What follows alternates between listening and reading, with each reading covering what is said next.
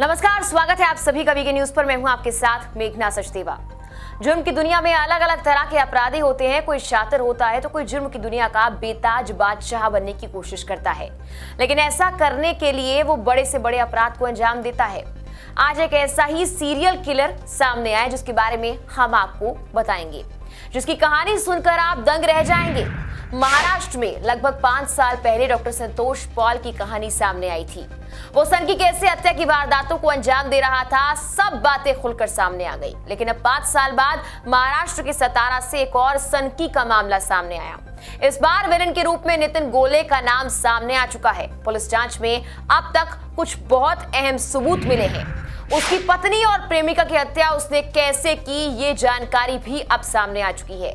फिलहाल पुलिस को शक है कि उसने ऐसी कई और हत्याओं को अंजाम दिया है। सतारा जिले के डोम के रहने वाले डॉक्टर संतोष पॉल को 5 साल बाद भी लोग नहीं भूल पाए थे।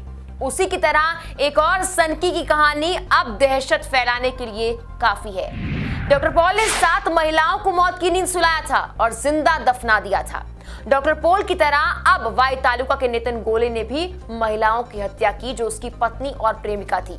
प्रेमिका को हाल ही में 3 अगस्त को उसने मार दिया। उसकी लाश को वहीं दफनाया जहां 3 साल पहले अपनी पत्नी की लाश को दफनाया था।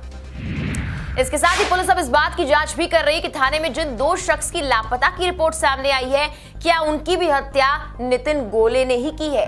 हालांकि नितिन गोले की क्राइम मिस्ट्री को सुलझाने के लिए तेज तर्रार एपीआई आशीष काबिले दिन रात मेहनत कर रहे हैं। पत्नी और प्रेमिका की मौत के बाद जेल में बंद नितिन को बेहद ही आराम से अब कोई दिक्कत नहीं हो रही। आपको बता दें कि इतने कत्ल करने के बाद भी आप सोच रहे होंगे कोई आराम से कैसे रह सकता है, लेकिन जी हाँ, उसको बिल्कुल भी अफसोस नहीं है। पुलिस पूछताछ में वो कुछ भी बताने को तैयार नहीं, बल्कि पुलिस के सवालों का जवाब ये सनकी मुस्कुरा कर देता है। पुलिस की जांच में ये बातें भी सामने आ चुकी कि प्रेमिका की हत्या करने से पहले नितिन गोले ने 2019 में अपनी पत्नी मनीषा गोले की भी हत्या की थी और उसके शव को खेत में एक तरफ नाले में गाड़ दिया।